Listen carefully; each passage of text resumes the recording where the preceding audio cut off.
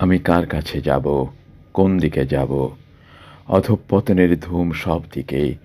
সভ্যতার শিয়ানা গুন্ডার মতো মতবাদ, রাজনীতি, শিল্পকলা শ্বাস ফেলছে এদিকে ওদিকে। শহরের সব দিকে সাজানো রয়েছে শুধু শানিত দুর্দিন, বন্যা, অবরোধ, আহত বাতাস। আমি কার কাছে যাব, কোন দিকে যাব, কোন শহরের দিকে যাব আমি? যৌবনের জ্বলন্ত শিরায় আজ এই যে জ্বলছে চাঁদ জ্যোৎস্না, চাঁদ জ্যোৎস্না আর জ্যোৎস্না ফুল হৃদয়ের ভিতরে ব্যাকুল।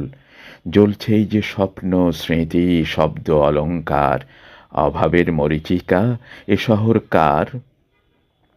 এ শহরে জন্মদিবস হয় না, সোনালি যুবতী নেই, চন্দ্রহার বাহুর বৃত্তের বহ্নে, পিপাসা রক্ত সাগর মাখা সমস্যার সাম্রাজ্যে এখানে বুঝি বাজে না সানাইয়ের সুর? বসে না উদার তাঁবু, লাল নীল কার্নিভাল, আসে না ময়ূর? এখানে কেবলই ক্ষুধা, মহামারী, মৃত্যু ভয়, অবচেতনায় যদি আলোকে নেভায়, বলো আমার কি আসে যায় তাতে? আমি নই কৃতদাস, হৃদয়ের আমি তো সম্রাট। আমি 1,00,000 রাজহাঁস ছেড়েছি শহরে। আমি জয়ী, আমি জয়ী। আমি সভ্যতারে পরোয়া করি না, সমস্যায়, শূন্যতায়। এ শহর যদি ফের শত্রু কবলিত হয়, হলে হোক।